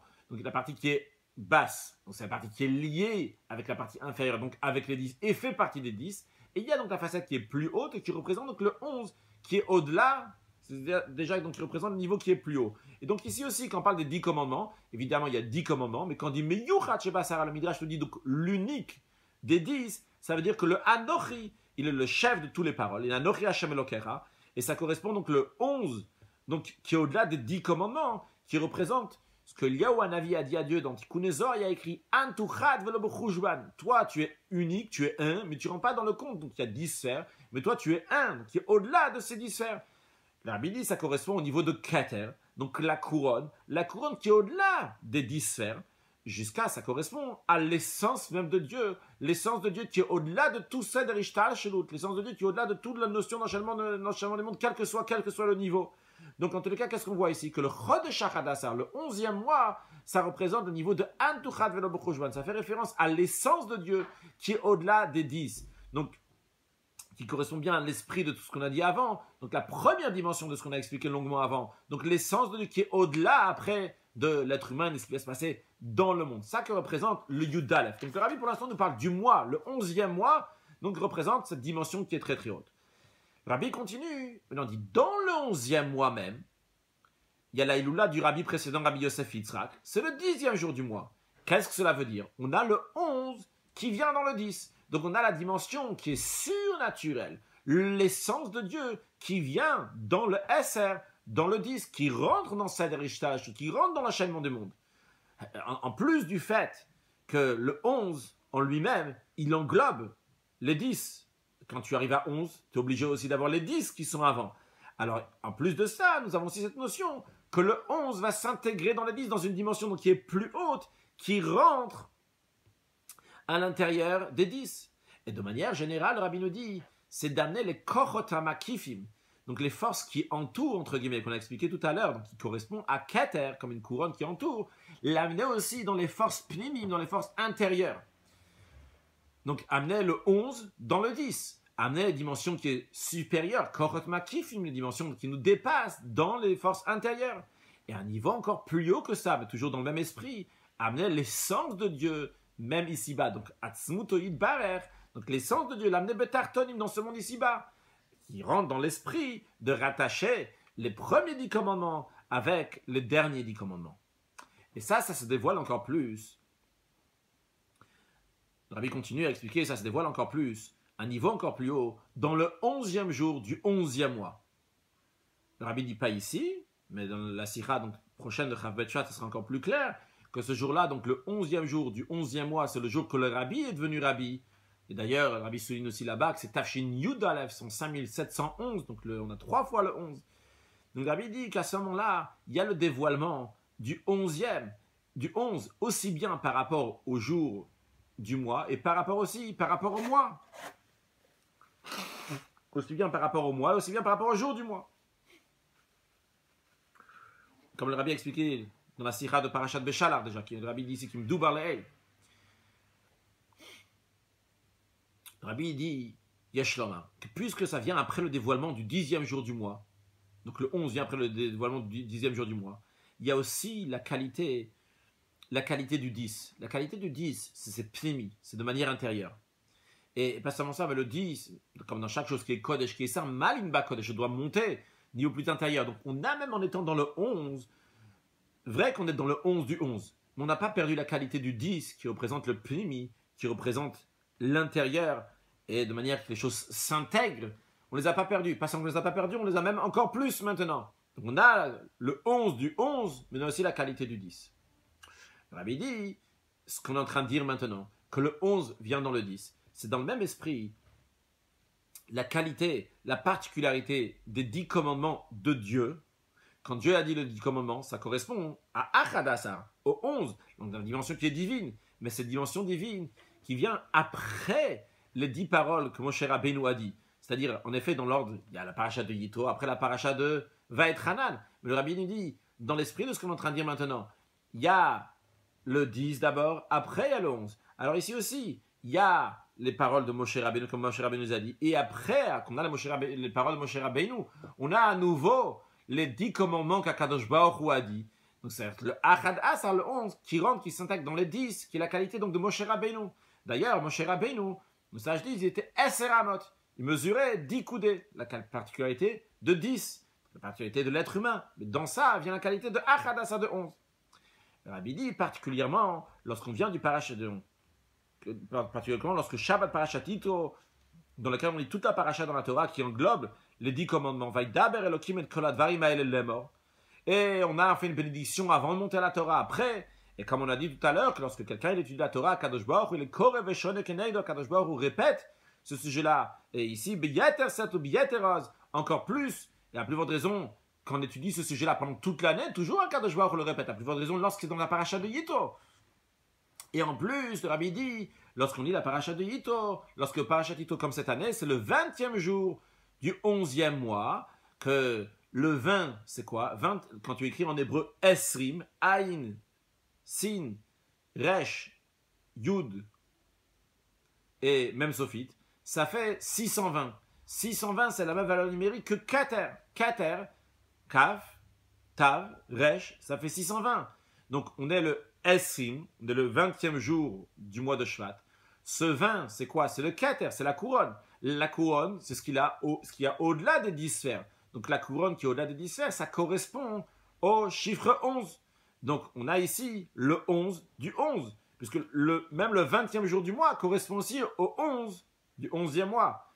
Encore une fois, mois de Shvat, c'est le 11e. C'est le 11e mois depuis le Nissan. Donc c'est 11. Le 20e jour du mois, c'est la valeur numérique Essim sur la numérique de Kater. Kater, c'est au-delà des 10 sphères. Donc Kater qui est au-delà des 10 sphères, c'est quoi? C'est le 11. Donc quand on est le 20e jour du mois, le Essim, c'est le 11 du 11e mois de Shvat. Il continue, après le 20e jour du mois de Shvat, on vient au 21e jour. Le 21e, le Chaf Aleph. À l'envers, ça s'écrit Ach, Aleph, Chaf. À l'envers, pas obligé à l'envers, mais en tout cas, c'est Ach, c'est aussi 21. Et Ach Tov le Israël, ça fait référence qu'il n'y a que du bien pour le peuple juif. Donc, et en plus, c'est le 11e jour depuis le 10e jour du mois de Shvat. C'est-à-dire quand tu comptes 10e jour du mois de Shvat, la Iloula du Rabbi précédent, tu comptes encore 11 jours, tu arrives au 21. Donc encore une fois, on souligne ici la qualité de 11 qui est liée avec le 11e mois. Donc puisqu'on a encore 11 jours, le 21, on a 11 jours depuis Yudalev Shvat dans le 11e mois. Et en plus, c'est la veille du 22e jour du mois. 22e jour du mois qui fait 2 fois 11. 2 fois 11, ça fait 22.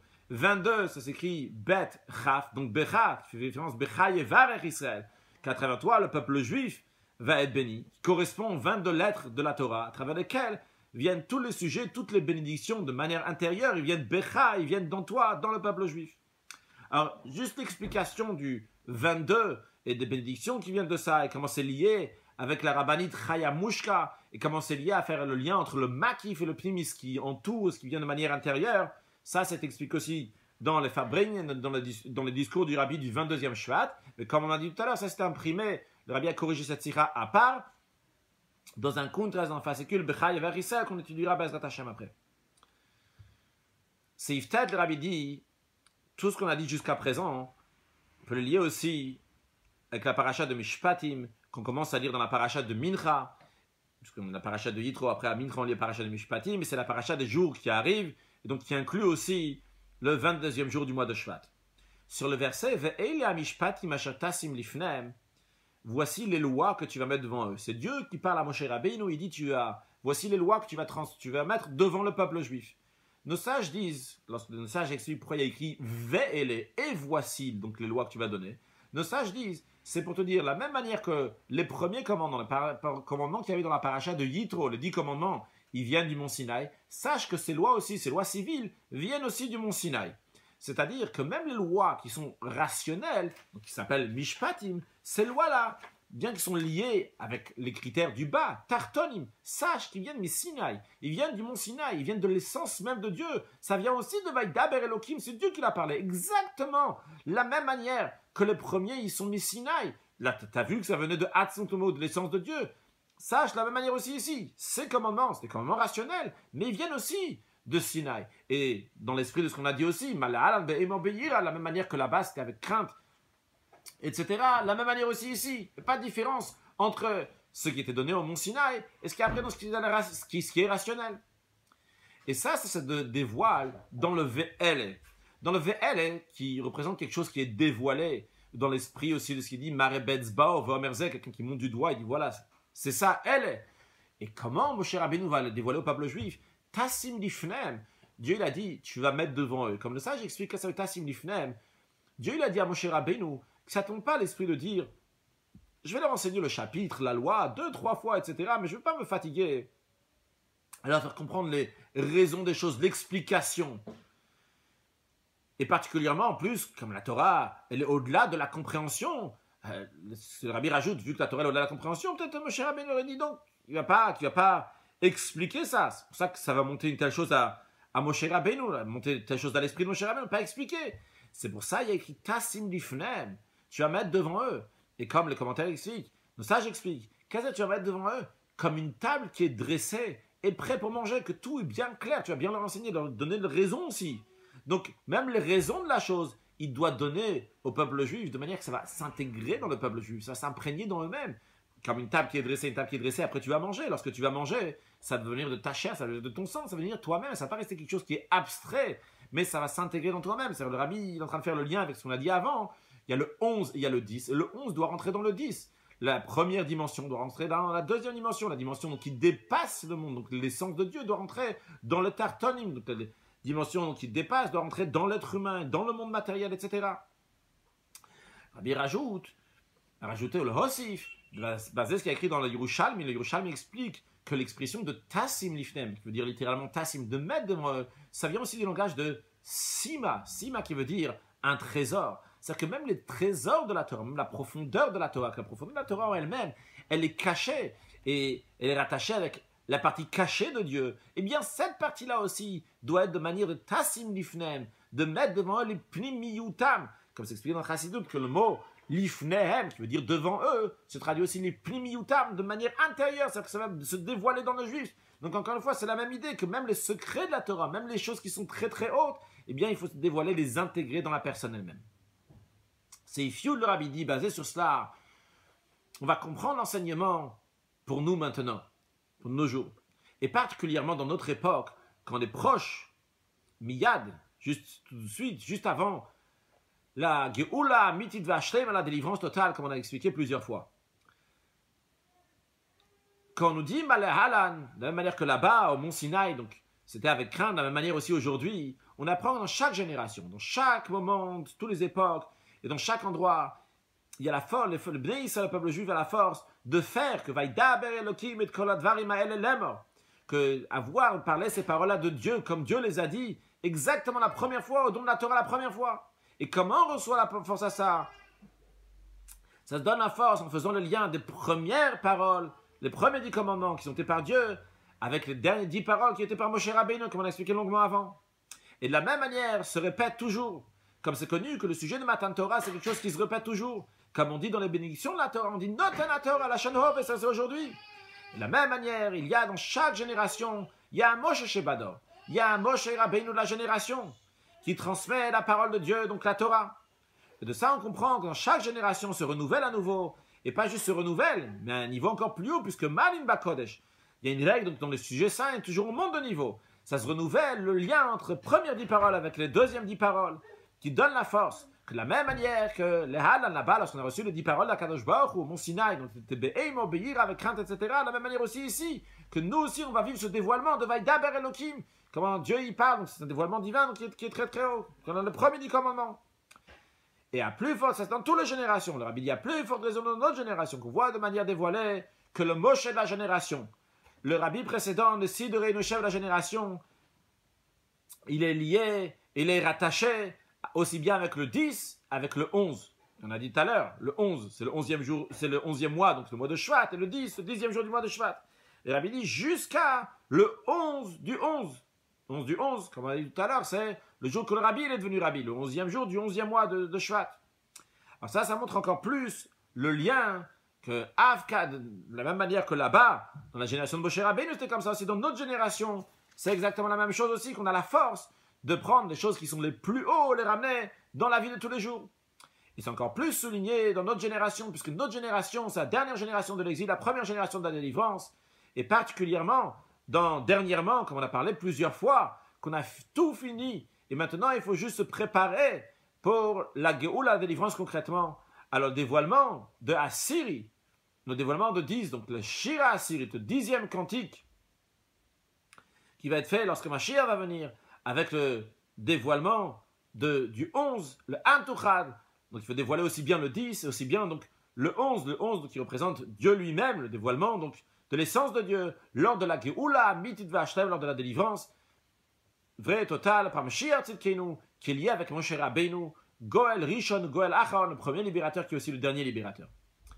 Le Rabbi rajoute particulièrement, basé sur ce qu'on a parlé plusieurs fois, les Rashi Tevot, les initiales du mot Miyad. Le Rabbi dit B'derech Efshar. Si on peut dire que ça c'est les Rashi Tevot du mot Miyad, on sait chez les Chassidim, quand lorsque le Rabbi dit B'derech Efshar, que c'est possible. Chez les chassidim, c'est pas peut-être. C'est sûr et certain que c'est comme ça. Si chez le rabbi, c'est un beder chafshar pour chez un chassid, c'est bevad et c'est sûr. Le rabbi dit ici donc, les rachetevot beder chafshar. Possible de dire ces rachetevot donc que miyad, quand on dit miyad, qui veut dire tout de suite, même Yud Dalet, c'est Moshe, Israël, donc Israël le Baal Shem Tov, et David. David, c'est David Malka Mashiach, David le roi Mashiach. C'est-à-dire que nous avons la première génération du nom de la Torah, donc la génération de Moshe Rabbeinu, qui se rattache avec la dernière génération de la délivrance, donc par David, David Malka Mashiach. Et comment se rattache la première génération donc, du don de la Torah par Moshe Rabbeinu avec la dernière génération donc, de David Malka Mashiach? Ça se rattache par le dévoilement de la chassidoute du Baal Shem Tov et les rabbis de Chabad qui ont placé donc à la suite du Baal Shem Tov. Puisqu'on sait que le Mashiach, il a dit au Baal Shem Tov, lorsqu'il y a futsu mainotecha chutza, lorsque tes sources, les sources de la chassidoute vont se propager à l'extérieur, Atimar, maître va venir, maître le Mashiach va venir, Malka Mashiach. Le rabbi continue à parler de ces rachetevot, de ces initiales, du mot miyad. Le rabbi dit, dans l'esprit de miyad, le mot miyad, pas juste les lettres de miyad, qu'on a dit c'est Moshe, Israël et David, mais le mot miyad veut dire tout de suite. Vu que le mot miyad veut dire tout de suite, il faut dire que même quand on fait les initiales de Moshe, Israël et David, c'est pas trois lettres qui sont liées avec trois époques qui sont différentes. Moshe dans sa génération, Israël Baal Shem Tov dans sa génération, le Baal Shem Tov dans sa génération, et David Roi Mashiach dans sa génération. Non, mais ils sont tous liés, de très collés les uns aux autres, dans chaque génération et à tout moment. Et comme on retrouve aussi dans le mot Miyad, en effet, Miyad, c'est aussi les initiales de Moshe, Yoshua et Doram. Moshe, c'est Moshe qui a reçu la Torah, Yoshua son successeur, Doram leur génération, c'est-à-dire Moshe et sa génération, Yoshua et sa génération, et donc d'après cela, quand Moshe, Yoshua, Doram leur génération, le rabbi veut dire que les trois, ils étaient dans la même génération, on veut lier donc toutes les générations ensemble. Quand on parle du Moshe, Yoshua, le Baal Shem Tov, ils sont tous dans la même génération. Et le rabbi dit, de même aussi en ce qui nous concerne dans notre génération, que dans notre génération, il y a le dévoilement des trois qui sont liés avec Miyad, même Yud Dalet. Quel même Yud Dalet? Le même, c'est les initiales de Mashiach. Le rabbi dit dans la note 93, à noter que Menachem, c'est le nom du Mashiach. Donc, même c'est Mashiach. Le Yud, c'est les noms des initiales, donc les deux noms du rabbi précédent. Le rabbi ne mentionne pas dans la Sikha. Le rabbi précédent s'appelait Yosef et Yitzhak, donc c'est Yud. Et Dalet, c'est leur génération. De la même manière qu'on a dit Moshe, Yoshua et Dora, leur génération. Alors, le rabbi dit, ici aussi, il y a même Yud et Dalet. Il y a Mashiach, Yosef et Doram, leur génération. Et le rabbi met un point-virgule, donc d'après ce que je comprends, le rabbi explique ce qu'il vient de dire maintenant. Le rabbi dit, avec le Moshe qui est de la génération, le Moshe est de la génération, donc le rabbi précédent des Sidorinu, lié avec le Esser, avec le 10, puisqu'il était le 10 Shvat, ce qui rejoint aussi ce que le rabbi avait dit, ramené avant, dans une des notes, que Moshe Rabbeinu, sa taille, c'était 10 coudées, donc le chiffre 10 qui est lié avec Moshe Rabbeinu, ce qui rejoint aussi l'idée générale que nous avons dit avant, que le chiffre 10 représente la nature, représente les 10 commandements quand ils ont donné par Moshe Rabbeinu. Donc, le rabbi dit, avec le Moshe Rabbeinu de la génération, donc le rabbi précédent, qui représente le niveau de Esser, qui représente le dixième, qui représente le niveau de 10, en plus de ça, ce qui inclut aussi le dévoilement de Torah Tachassid, donc les sources de Baal Shem Tov qui se dévoilent à travers lui, en plus de ça, il y a aussi le dévoilement de Achadasa, du 11, du Goel Rishon, du Goel Achron, du premier libérateur, dernier libérateur, donc David Malka Mashiach, David roi Mashiach. Donc, de la même manière qu'il y avait Moshe, Yoshua, et leur génération, le rabbi veut lier toutes les générations en même temps, comme pour Moshe, Yoshua et David. La même chose aussi ici, le rabbi nous dit dans ce paragraphe, il y a Mashiach, et il y a Yosef Yitzhak et Doram, leur génération. Le rabbi dit donc Mashiach, c'est une génération, comme celle de Yoshua, on dirait, et celle, je dis on dirait, c'est moi qui le dis, et le Yud, donc celle du rabbi précédent qui correspond à celle de Moshe Rabbeinu, et Doram, leur génération. Juste à noter ici qu'il y a une grosse allusion à la génération du rabbi, surtout lorsque le rabbi explique, développe le sujet, qui dit qu'on a le dévoilement du 10 qui est lié avec le Moshe de la génération, le rabbi précédent, et qui dit après, qui est lié avec le chiffre 11, le 11 que le rabbi dit ici, donc, et ailleurs, la sikha d'avant, la sikha d'après, de Tashinun Bet de 5752, que le 11 du 11e mois, c'est lié avec la génération du rabbi. Le rabbi dit que ce 11-là donc, se dévoile avec Mashiach. Le Rabbi nous dit que Mashiach, il s'appelle aussi Menachem. C'est assez une grosse allusion, si on avait besoin des allusions, pour dire que le Rabbi est Mashiach. Donc, en tous les cas, dans la Sikha du Rabbi, pas juste dire basé sur ce que le Ram a dit, etc., dans la Sikha du Rabbi même. Continuons ce que le Rabbi dit. V'yesh lomar, il faut dire que ces trois-là sont, trois choses qu'on vient de dire, ils correspondent aux trois sujets, donc, des premières, dans l'esprit de trois, donc, des premières paroles. Première parole qui ont été dites par Akadosh Baruch Hu, et donc, qui ressemble aussi au dévoilement de la profondeur de la Torah, commençant par Israël Baal Shem Tov. Puis après, on a les dernières paroles, c'est la dernière fois les 10 paroles avec Moshe Rabbeinu. Donc il y a ceux d'Akadosh Baruch Hu et ceux de Moshe Rabbeinu. Donc ça fait 10 et 10. Mais après ces 10 et 10, on a dit dans la Sikha, il faut les rattacher les deux. Alors, rattacher les deux, c'est rattacher le 10 et le 11. Rattacher les 10 commandements de Moshe Rabbeinu, avec les 10 commandements de Dieu, qui est le 11. Et comment ça va être? Ça va être la perfection lorsque Mashiach va venir. Torah Chadash Amititet, c'est une nouvelle dimension de Torah qui va venir. Donc c'est le Achad Asayom Echorel, c'est le 11 qui vient du Mont Sinaï. Mais qui vient du Mont Sinaï tout en étant au-delà du Mont Sinaï, parce que c'est une dimension de Torah qui est au-delà donc des 10 commandements qui étaient donnés au Mont Sinaï. Donc, et qui vient donc de Hatzmut, de l'essence de Dieu, qui est aussi bien, qui est même au-delà de Moshe, qui rattache le peuple juif, qui va se dévoiler lors de la Géoula Mitzvah Shtema, avec Mashiach Tzidkeinu, qui va se dévoiler donc par la délivrance totale par Mashiach Tzidkeinu.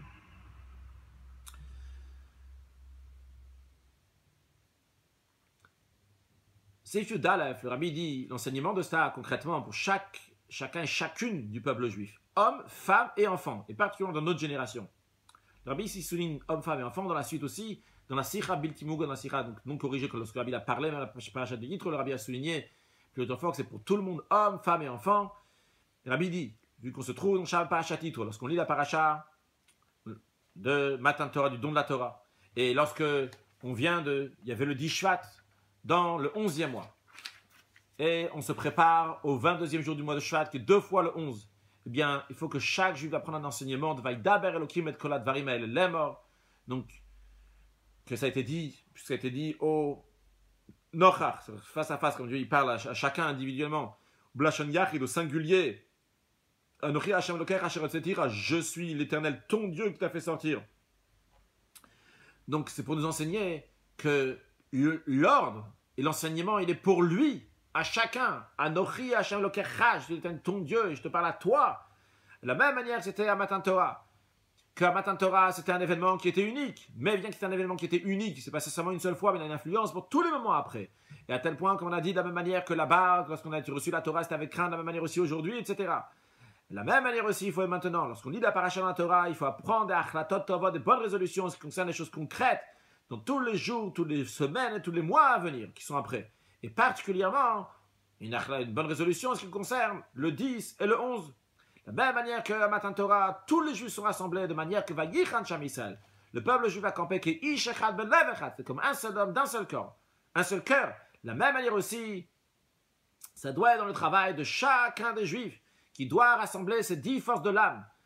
Comme on a mentionné tout à l'heure qu'on a 10 forces dans l'âme. Et on doit les faire une seule existence, une seule chose. Il doit faire un tzibur, il faut faire une communauté.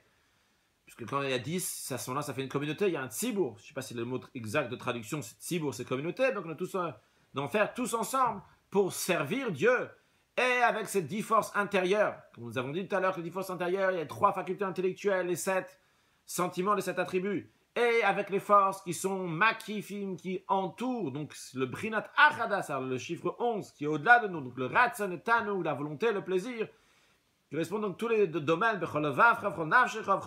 servir Dieu, avec tout ton cœur, avec toute ton âme, avec tout ton pouvoir, donc même ce qui dépasse, pas seulement les corps intérieurs, comme le corps, comme le cœur, là, même même ce qui dépasse.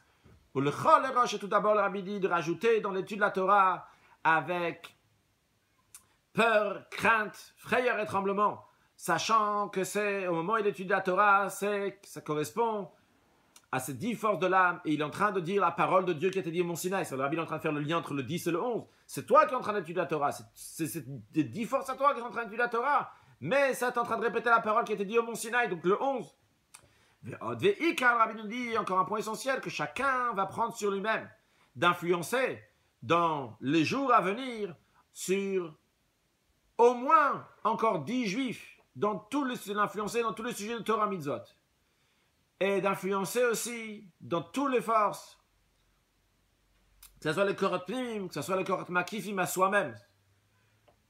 A priori de soi-même, le rabbi ne parle pas de soi-même de la personne, soit chez l'autre, de chacun, de chaque juif dans lequel il va influencer. Le rabbi dit Kamour, il souligne encore une fois que ça, c'est un enseignement pour chacune du peuple juif de notre génération, hommes, femmes et enfants.